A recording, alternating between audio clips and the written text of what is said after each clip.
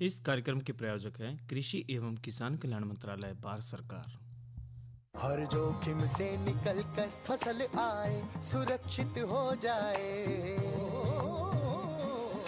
फसल बीमा से हर किसान अब आत्मनिर्भर हो जाए। संकट के समय प्रधानमंत्री फसल बीमा योजना किसानों के लिए वरदान है। अब सूखा पड़े या बाढ़ आ जाए, कोई डर नहीं। अब ओले पड़े या कीट पतंगे फसल खा जाए, कोई फिक्र नहीं, क्योंकि हमने लिया है प्रधानमंत्री फसल बीमा। बुआई से फसल कटाई तक हर जोखिम का दावा, न्यूनतम प्रीमियम पर अधिकतम भुगतान का वादा। योजना से हर साल जुड़ रहे हैं 5 करोड़ से ज्यादा किसान। अब आपकी है बारी। नजदीकी कृषि कार्यालय, सहकारी समिति, बैंक शाखा, अधिकृत बीमा कंपनी या जन सेवा केंद्र में स्वेच्छा से करा सकते हैं पंजीकरण। फसल बीमा पोर्टल या फसल बीमा ऐप द्वारा भी कराया जा सकता है पंजीकरण। प्रधानमंत्री फसल बीमा योजना, आपकी फसलों का संपूर्ण सुरक्षा कवच। कृषि एवं किसान कल्याण मंत्रालय, भारत सरकार। कार्यक्रम किसान वाणी सुनने वाले सारे भाण भाइयों ने विनोद मोरवाल की राम राम। भाइयों, दिनादिन सर्दी बढ़ती जा रही है और इस जाडे में हमने बचाव रखना पड़ेगा, क्योंकि नूका आकर कि भाई आता हुआ जाडा और जाता हुआ जाडा वो सीधा करे। और इस मौसम में हमने हर एक चीज़ का ध्यान रखना है। और देखिए, जो सर्दी तो ज़रूर बढ़ रही है, लेकिन हरियाणा की जब हम बात करते हैं, थोड़ी सी भाई गर्मी तय याद रहे है, चाहे वह किसी भी चीज़ में लगा लो, शरीर में लगा लो, या फिर कोई सी भी अच्छे काम में वह हम गर्मी दिखावे। और गर्मी दिखाओ भी क्यों नहीं, क्योंकि मतदान का जो दिवस चल रहा है और हरियाणा के अंदर जो पंचायती चुनाव है, पंच के सरपंच के जो चुनाव है और जिला परिषद के, देखियो इसमें हम छोटी सरकार को चुन रहे हैं। और चुना भी उसमें कि जो शिक्षित है, जो पढ़ा लिखा है, उन उम्मीदवारों को हम बना रहे हैं। और बनाओ भी क्यों ना, क्योंकि देखिए जो विकास कार्य है साथियों, वो एक नुका करे, कुछ सेकंड की गलती जिंदगी भर 5 साल तक सीधा करे, तो ऐसी गलती ना करे और बढ़िया तरीका एक अच्छे उम्मीदवार को आप बनाइए और अपने वोट का आप ज़रूर से ज़रूर इस्तेमाल करें। और मतदान हमेशा बढ़ता जा रहा है। और मतदान के बाद अगर जो हम बात करें, देखिए जो किसान वाणी आज कार्यक्रम में हम जो लेकर आ रही है उसके बारे में बता देते हैं। आज जो हम जो चर्चा करेंगे, सर्दियों में पशुओं व मुर्गियों की देखभाल। और जो दूसरी जो चर्चा का विषय रहेगा आज की नसीहत में, सब्जी उत्पादन में टपका सिंचाई का महत्व। और गेला की गेला भाई एक जानकारी महत्वपूर्ण से प्राकृतिक खेती के ऊपर, क्योंकि देखो जो मूल सिद्धांत और महत्व तो बहुत जरूरी से और मनोरंजन हम लेकर आया करें। तो सबसे पहले आज शुरुआत जो हम कर लेते हैं कार्यक्रम किसान वाणी में, सर्दियों में पशुओं की जो वह मुर्गियों की देखभाल। देखियो जो साथी जो कृषि के साथ साथ जो सहायक धंधे अपना रहे हैं और इसमें जो पशुपालक है या फिर मुर्गी पालन कर रहे हैं, भाई देखो देखभाल भी बहुत ज़रूरी है, क्योंकि जाडे में हमने इसका ध्यान रखना पड़ेगा। ना तो भाई जो हमारा पशुधन है, चाहे मुर्गी है का वो लगा लो, इसमें भाई नुकसान तो होएगा। और पशुओं तो भाई दूध की कमी भी हो जाती है, तो जाडे में तो हमें ज़रूर ध्यान रखना पड़ेगा। और देखिए जो पशुपालक है वो भाई जाडे के मौसम में पशुओं को ठंड तक बचाना ही बहुत बढ़िया प्रबंध तक रखे है। और ना तो भाई कदे कदे तक ठंड लागे तक पशुधन की बहुत भारी क्षति हो जाती है, नुकसान घना तगड़ा हो जावा है। और जो दूधारू पशु भाई वो दूध भी कम हो जावा है और इसका जो प्रतिकूल प्रभाव पड़ा है। इसलिए भाई जाडे में हमने पशुओं की देखभाल बहुत ज़रूरी अच्छी तरह रखनी है। और पशुओं की देखभाल आप किस तरह रखें, देखो जो सर्दियों में जाडे में खास करते रात के टाइम में भाई ठंडी हवा चल रहा है और तड़के भी भाई मौसम न दिखा तो भाई 7-8 बजे तक आराम जी दिखता नहीं है। और धीरे धीरे तो ये ठंड बढ़ लग रही है, तो पशुओं को जो छत के नीचे रखना चाहिए। और अगर कुछ टाइम तक भाई बाहर भी रखना हो तो भाई पुराने कंबल या फिर बोरी अच्छी तरह ढक दे या फिर और कुछ ढक्कन का सामान हो। और बर्फीली हवा को रोकने तक भाई दरवाजों और खिड़कियां पर हमने तिरपाल तय या फिर टाट तय हमने ज़रूर लगानी चाहिए। और भाई कई बार पर्दे टांग देते हैं और ईसा नू देख लेना चाहिए भाई कोई सा आड़ा रह नहीं जावे, जड़े तक भाई हवा अच्छी तरह बढ़ जावे और ठंड सी हो जावे। और देखिए जो ये जो दरवाजे खिड़की है अच्छी तरह इस तरह बोरी तय टाट तय हम अच्छी तरह ढक देवे। और एक ज़रूर हमने ध्यान रखना चाहिए कि जो भाई हमारे पशु घर है जिसमें हम अपने डंगर ढोरा ने रखा है, एक तो भाई उसकी साफ सफाई बहुत जरूरी है, क्योंकि देखो धूप तो जा नहीं पाती और मौसम भी कति मतलब कि इब तो भाई आगे और ज़्यादा रहेगा तो नमी रहेगी, और तो फर्श भाई सूखना नहीं सूखेगा, ताकि उसका अगर जो ना सूखेगा तब भाई अल्लाह रहेगा तो बीमारी और कीटाणु रहेंगे। तो इसलिए हमने पशु घर को साफ सुथरा रखना चाहिए, फर्श को सुखाना चाहिए ताकि बीमारी कीटाणु ना रहे, और फर्श पर जो भाई पशुओं को ठंड ना लग गए यो भी इसका प्रबंध करना चाहिए। और आजकल तो भाई वो पशुओं के गद्दे भी चल रहे हैं, उन्हें बिछा दे हुए, और दिन में पशु को धूप में छोड़े और रात न फर्श पर भूसा व तूड़ी इसने बिछा दे हुए। और यो भी ज़रूर ध्यान रखना चाहिए भाई, राम जी एकदम तो करता नहीं, इब धीरे धीरे भाई राम जी दिन में ऐसा ही दिखेगा। और इसलिए जो अपने डांगर ढोरना जड़ा हम सीधे पीढ़ी पटते हम अपने पशुओं ने बाहर बांध दिया करते, इब थोड़ा सा ध्यान रखना पड़ेगा। हमने भाई 8-9 बजे के बाद हमने अपने पशुओं को बाहर बांधना चाहिए, जो थोड़ी सी सर्दी सी हो जा या ख़त्म सी हो जाए और धूप सी निकट जाए। और शाम ने भी जिस तरह 5 से पहले भाई अपने पशुओं ने डांगरा ने खोल के अपना इनमें जो पशु घर में इन्हें बांध देवे। और इसी तरह जो दिन में पशु को धूप में छोड़े और रात में भाई थोड़ा टाइम तक पहले काट इसे अंदर ले जावे। और जाडे में पशुओं के खान पान पर भी हमने विशेष ध्यान देना चाहिए, क्योंकि इस मौसम में पशु को भाई बहुत ज़्यादा ऊर्जा की जरूरत पड़ती है, और इसलिए दाना अधिक देना चाहिए। अधिक पानी की मात्रा वाले हरे चारे जिस तरह बरसिम के अकेले नहीं खिलाने चाहिए, इन्हें तूड़ी या फिर कड़वी के साथ मिलाकर ही खिलाना चाहिए। और पशुओं को अधिक ठंडा पानी नहीं पिलाना चाहिए भाई, और ठंडे पानी से नहलाना भी नहीं चाहिए, इसलिए ताज़ा पानी इसमें चलाना चाहिए। और भाई बाल्टी में भर कर अच्छी तरह उस डब्बे तक अच्छी तरह नवावे। और कई भाई नो करे कि भाई टूटी न चला दे, वो पानी नुए चलता रहे, इतना वो भैंस न नवा कटड़े न नवावे और वो मसलता रहे, और पानी का बहुत व्यर्थ होता है। तो कोशिश हमने ये रखनी चाहिए भाई पानी ना हम बाल्टियाँ में भर लेवा, और एक बारी उसने अच्छी तरह धो कर चाहे पाइप तो धो लेवा, फिर उसके बाद मोटर न बंद करके बाल्टी में पानी लेकर अच्छी तरह रगड़ कर उसको नवाना चाहिए। और या तो हमने बात करी भाई अपने पशुओं की, गाय की या फिर भैंसों की, और अब हम बात कर लेते हैं मुर्गियों की देखभाल की। देखो जो मुर्गी की देखभाल की जब हम बात करते हैं, मुर्गी पालन बहुत बढ़िया जो व्यवसाय है, और इसी स्थिति में भाई थोड़ी सी सावधानी बहुत ज़्यादा लाभ देती है। और आमतौर पर जब जाड़े में जो दाने की खपत है और बीमारियों का जो प्रकोप भाई वो बढ़ जाता है, जिसके कारण मुर्गी पालकों को इसमें भाई नुकसान घना तगड़ा उठाना पड़ा है। इसलिए मुर्गियों की सर्दी से बचाव होता है भाई, मुर्गी घर का जो तापमान है इसका ज़रूर ध्यान रखें कि 55 डिग्री फ़ारेनहाइट से 70 डिग्री फ़ारेनहाइट रखने की उचित व्यवस्था इसमें रखनी चाहिए। और अगर मुर्गी घर की जो छत भाई टीन या फिर जो एल्युमिनियम की होता है भाई, इस तय फूसे तय या फिर जो कड़वी तय अच्छी तरह इसे ढक दे, पराल तक ढक दे, ताकि जो मुर्गी घर का जो तापमान है भाई वो अधिक बनाए रखा जा सके। और रात के टाइम तो मुर्गी घर के जो दोनों और जो टाट के पर्दे अच्छी तरह बांध देवे। और इसमें भाई एक भी ध्यान रखें कि शुद्ध वायु के प्रवेश के लिए ऊपरी भाग थोड़ा सा खुला रख देवे। अधिक ठंड पड़ने से भाई मुर्गी घर खासकर जो चूजे हैं वो पालने के स्थान को बुखारी या फिर बिजली के उपकरणों से गर्म रखना चाहिए।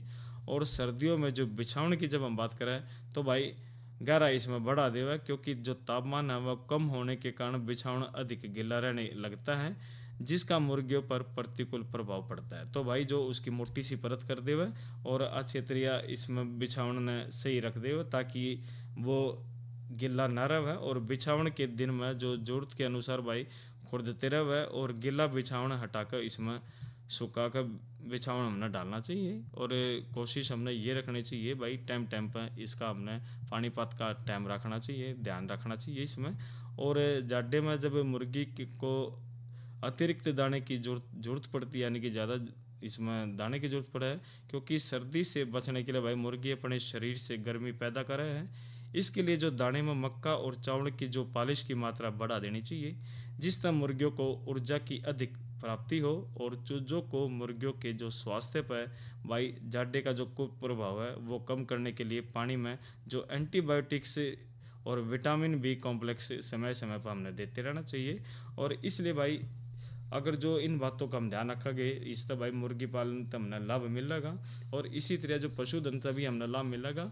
और टाइम टाइम पर हमने भाई जो हमारे जो सरकारी अस्पताल है, डांगरा के अस्पताल है जिसने पशु अस्पताल बोल देते हम, उस पर भाई हमने अपने जो डांगर डोर के कार्ड बनाने चाहिए, उनसे जो विशेषज्ञ है पशु चिकित्सक है भाई एक्सपर्ट से हमने बीच बीच में सलाह लेते रहना चाहिए, ताकि हमने कोई नुकसान ना हो, और जिस उद्देश्य के लिए हम ये काम कर रहे हैं उस तरह हमने भाई कृषि के साथ साथ अतिरिक्त इसमें हमने लाभ मिलना है। क्योंकि देखो जो दोनों हम बराबर चीज़ न चलाओगे, अपने पशुधन न डांगर डोर ने और कृषि ने हम जब चलाओगे, जब भाई हमारी मजबूती बढ़िया तरिया रहेगी, और भाई घी दूध बढ़िया होगा तो बाढ़ का कतर नाम तय होएगा, साथ के साथ देश का भी भाई मेडल लाओगे, और फ़क्र के साथ हम फिर नंबर 1 तो हमेशा रहना ही है। तो इसलिए कोशिश करें कि इस छोटी छोटी जो सावधानियां इसको रखें, ताकि जो सर्दियों में पशुओं व मुर्गियों की जो देखभाल है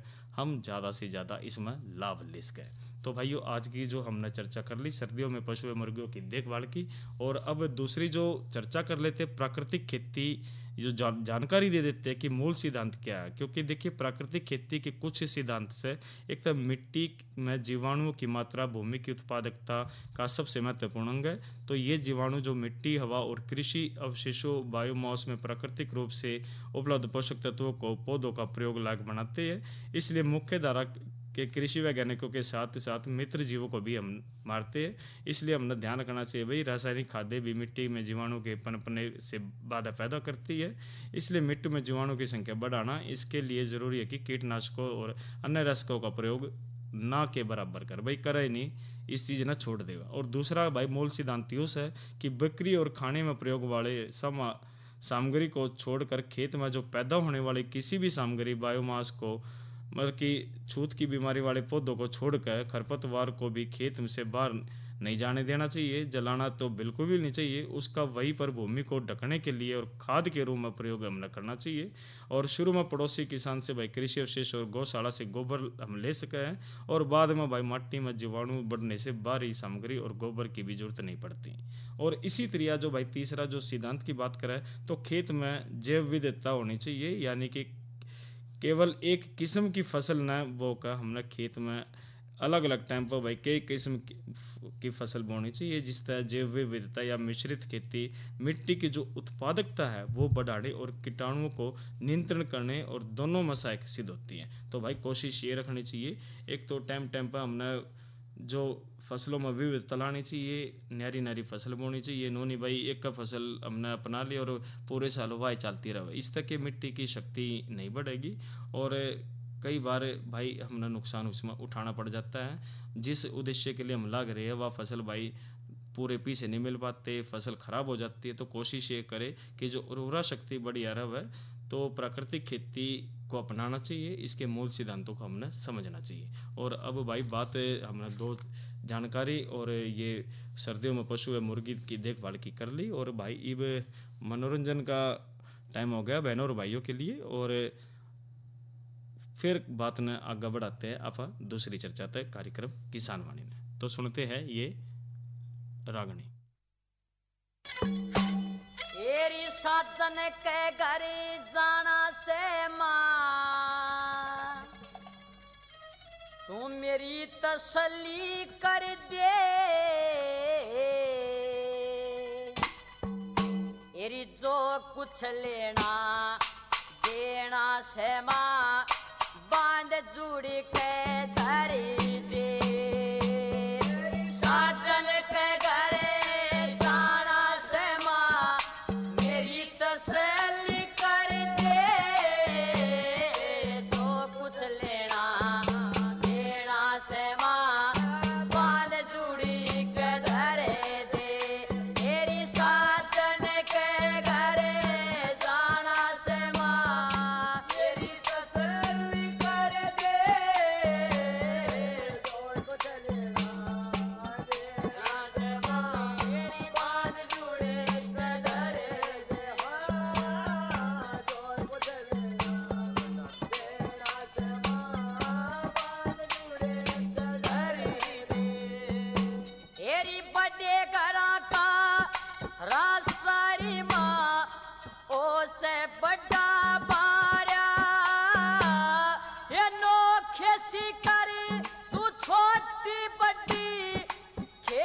मंगा दे 12 और 25 तिल मेरी कर दे तू अगलियां की 18 ये अगड़ पड़ोसन रे देखण आवे रंग लागेगा न्यारा अगड़ पड़ोसन देखण आवे रंग लागेगा न्यारा तेरी तमने ते दिया दी बेटी ते तमने ते दिया दी बेटी ते माँ तमने बिहार दे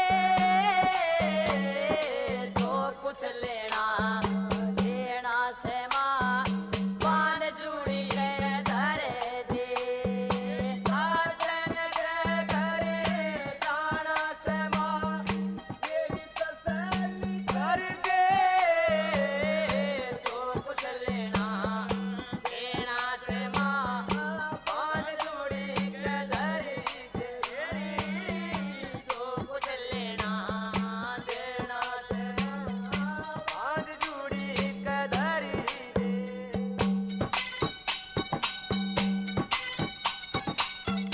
शाबाश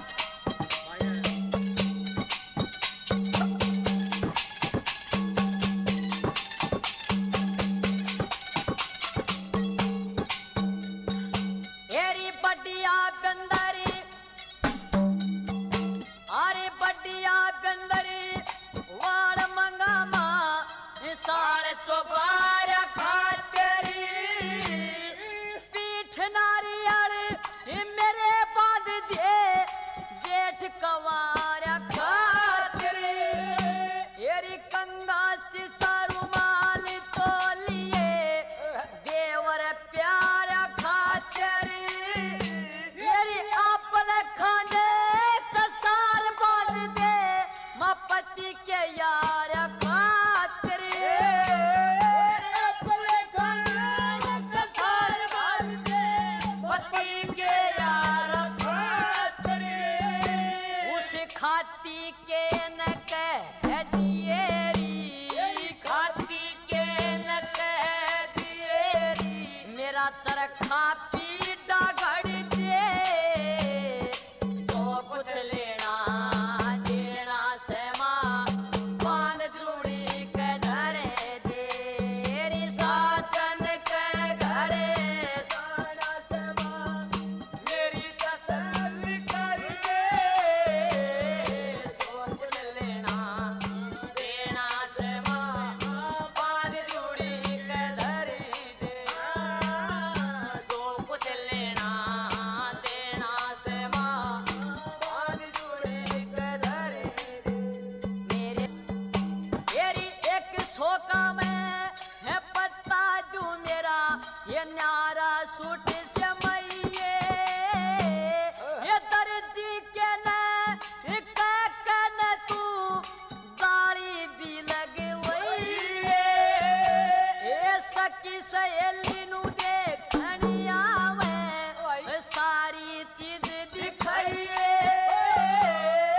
सारी मन में राजी हो जा तू हंस के बदलाइए सारी मन में राजी हो जा हंस के बदलाइए तेरी तेली के न कह दिएरी तेली के न कह दिएरी मेरा सोड़ सोड़िया भर दे जो कुछ लेना देना से माँ पान जुड़ी के धरे दे साजन के घरे जाना से मेरी तसल्ली कर दे जो कुछ लेना देना से माँ पान जुड़ी के धरे दे जो कुछ लेना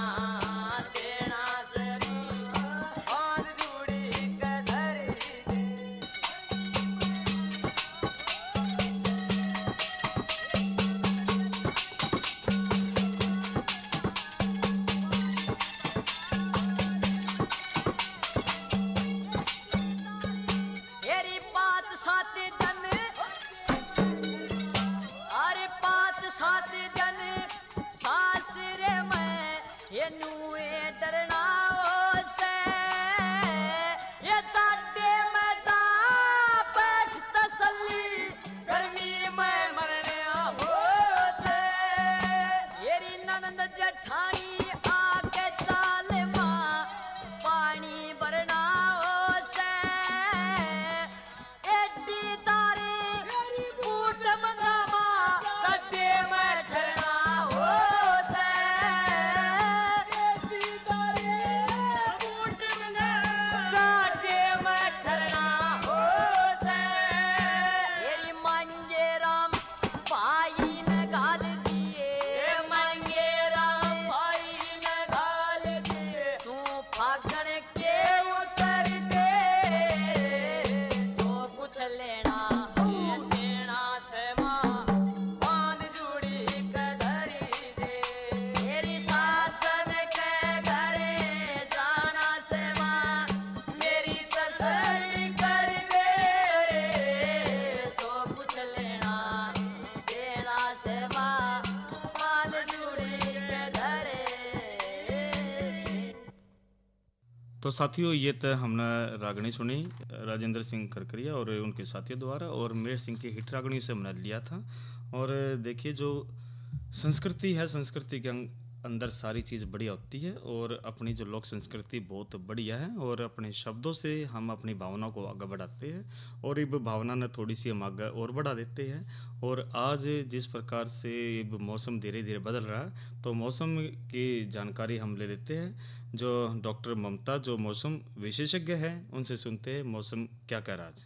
किसान भाइयों राम राम। मौसम पूर्वानुमान एवं कृषि सलाह के साथ मैं हूं डॉक्टर ममता, मौसम विशेषज्ञ, कृषि विज्ञान केंद्र कुरुक्षेत्र।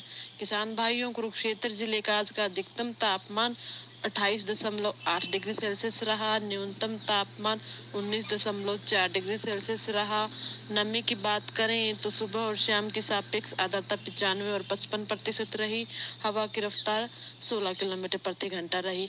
अब हम बात करते हैं आने वाले मौसम के पूर्वानुमान की। तो किसान भाइयों 7 नवंबर तक मौसम परिवर्तनशील रहने, बीच बीच में आंशिक बादलवाई रहने, हवा में नमी की मात्रा अधिक रहने का अनुमान लगाया जा रहा है। किसान भाई, जैसे कि मौसम परिवर्तनशील रहने का अनुमान है, तो आप अपनी फसलों में आवश्यकता अनुसार निराई और गुड़ाई का कार्य कर सकते हैं। धन्यवाद। तो साथियों ये तो हमने मौसम की जानकारी ली, विशेषज्ञ जो डॉक्टर ममता है, जो जिले का जो मौसम बताया। और अब आगे आने वाले कार्यक्रमों के बारे में बता देते हैं भाई। कल तो भाई एतवार है, थारी चिट्ठी मारेगी, तो सोमवार ने हम जो कार्यक्रम लेकर आएंगे किसान वाणी की, उसकी ज़रूर चर्चा कर लेते हैं। और इस बार भाई जो चर्चा हम सोमवार ने लेकर आ रहे हैं, चर्चा हम करेंगे भैंसों के नए दूध ना होने की समस्या और बचाव के बारे में। बहुत महत्वपूर्ण है जिसमें जानकारी है। और नई फसल नई उमंग में जो भाई ब्याज की नर्सरी तैयार करने में सावधानियाँ, और इसी तरह जो जानकारी हम कृषि में ड्रोन के महत्व के बारे में बात करेंगे। और इसके साथ साथ भाई जानकारी के साथ हम भाई लोकगीत भी लेकर आते हैं। तो कार्यक्रम किसान वाणी आप ज़रूर सुनिए, और समय तो हमारा वही रहता है 6:30 से हम सुनते हैं 7 बजे तक। तो अब दूसरी चर्चा कर लेते हैं भाई, जो आज की नसीहत है सब्जी उत्पादन में टपका सिंचाई के महत्व के बारे में। क्योंकि देखिए जो टपका सिंचाई, जिसे हम ड्रिप भी बोल देते हैं, सिंचाई प्रणाली की उपयोगिता, उसके लाभ भी बहुत जरूरी है। क्योंकि जो ड्रिप सिंचाई विधि में पानी पौधों की उनकी आवश्यकता के अनुसार बूंद बूंद करके प्रत्येक पौधे के पास हम इसमें देते हैं। और इस विधि में पानी के स्रोत से पंप द्वारा फिल्टरों से होता हुआ बड़े से छोटे से व्यास के विभिन्न पाइपों के माध्यम से इसमें जाता है। और बागवानी और फलों की फसलें में भाई आम, संतरा, नींबू, मौसम, अनार, बेर या फिर जो सब्जी की है। और तो भाई इब सब्जियों की जिस तरह हम बात करें टपका सिंचाई में, तो भाई गोभी है, तरबूज है, बैंगन है, प्याज है, आलू है, मिर्च है, भिंडी है, इसमें भाई हम टपका सिंचाई का इस्तेमाल करके ज़्यादा से ज़्यादा इसमें हम लाभ ले सकें। और भाई नुन होता है टपका सिंचाई नकदी फसलों में भी लेते, गन्ना, कपास या फूलों के बगीचे में। और ड्रिप विधि के लाभ जरूर बता देते कि भाई इसका लाभ किस प्रकार था आप हम लेते हैं। तो अन्य सिंचाई साधना की तुलना में जो भाई सबसे कम पानी की इसमें ज़रूरत होती है, ड्रिप सिंचाई में जल को पौधे की आवश्यकता के अनुसार बूंद बूंद करके, जो ड्रिप जो शब्द है भाई टपका है, वो ये टपका सिंचाई बूंद बूंद करके सीधे पौधों की जड़ों के पास जाता है, तो जल की एक एक बूंद का जो समुचित उपयोग इसमें संभव है, पानी बर्बाद इसमें होता नहीं। इसी तरह कम पानी से अधिक क्षेत्रफल की सिंचाई इसमें बढ़िया रहती है और अधिक उत्पादन और फसल का जल्दी से तैयार होना। और इसी तरह फव्वारा सिंचाई प्रणाली की अपेक्षा कम ऊर्जा की आवश्यकता होती है और सिंचाई रात में या फिर किसी भी टाइम हम इसमें कर सका है। और सिंचाई में भाई खारे पानी का प्रयोग भी इसमें संभव हो। जल्दी सिंचाई के कारण जड़ क्षेत्र से अधिक नमी इसमें रहती है और लवणों की सांद्रता हानिकारक स्तर से कम रहती है। इसी तरह इसमें भूमि विकास और भूमि समतल करने में होने वाले जो खर्च को इसमें कम कर सकते हैं और पानी पौधे को विभिन्न पाइपों से होता हुआ भाई पहुँचता है, इसलिए उबड़ खाबड़ भूमि में सिंचाई आसानी से इसमें हम कर सका है। इसी तरह जो जल में घुलनशील रासायनिक खाद भी सिंचाई के पानी के साथ प्रयोगों में मिला सकते हैं। पोषक तत्वों को फसल की मांग के अनुसार उचित समय पर सिंचाई करते हैं और मिट्टी की जो सतह का जो आंशिक हिस्सा वो नम होता है, इसलिए भाई खेत में फसल की कतारों के बीच जो अपेक्षाकृत इसमें कम उगते हैं, तो उसमें हम बढ़िया तरीके इसमें ड्रिप सिंचाई से लाभ ले सकें। और इसी तरह सिंचाई के लिए नालियाँ और मेड इत्यादि बनाने की आवश्यकता नहीं होती, इसलिए भाई सतही सिंचाई की तुलना में भाई जो ये इसमें फसल के लिए अधिक क्षेत्रफल इसमें उपलब्ध रहता है। तो भाई इसी तरह जो ड्रिप सिंचाई प्रणाली की जो सीमाएं भी हम बात कर लेते हैं। ड्रिप सिंचाई का जो शुरुआत भाई वो खेत में लगाने का अधिक खर्च नहीं आता और ड्रिपों में मिट्टी लवण जमा और इसमें कूड़ा करवट के होने के कारण पानी के बहाव में अवरोधक है, तो भाई इसमें थोड़ा सा ध्यान इसमें जरूर रखना चाहिए। और ड्रिप सिंचाई के माध्यम से हम भाई पानी की बचत बढ़िया तरीका कर सके हैं और एक एक बूंद का बढ़िया तरीका इसमें इस्तेमाल हम कर सकते हैं, तो सावधानी ज़रूर रखनी चाहिए। और भाई देखो सरकार बहुत गड़ा हंगा लगा रही है और हंगा तो हम भी लगा रहे हैं, क्योंकि किसानवाणी कार्यक्रम में हम प्रत्येक वो जानकारी लेती है जिससे हमारे जो किसान प्रगतिशील बहन भाई है वो हमेशा आगे देश के विकास में नंबर 1 रहे और अपनी महत्वपूर्ण भूमिका निभावे। अरे अरे अरे क्या कर रहा है? इधर इधर इधर हम बोल रहे हैं तेरे बीजू का। उतला बोल रहा है? पक्षियों से तो हम खेत को बचा लेते हैं, पर इन घातक रसायनों से कैसे बचाएं? मतलब? देख बेटा, तू जो ये अंधाधुंध रसायन मिलाता है ना, मिट्टी की सेहत बिगड़ने लगी है और जब माटी ही कमजोर पड़ जाएगी तो उपज कैसे सेहतमंद होगी? अरे पहले ऐसा नहीं था, पूछना अपने बड़े बुजुर्गों से, कैसे फसल लहलहाती थी, शुद्धता झलकती थी। हाँ, माटी भी तंदुरुस्त और लोग भी। अरे अब पहली वाली बात कहाँ?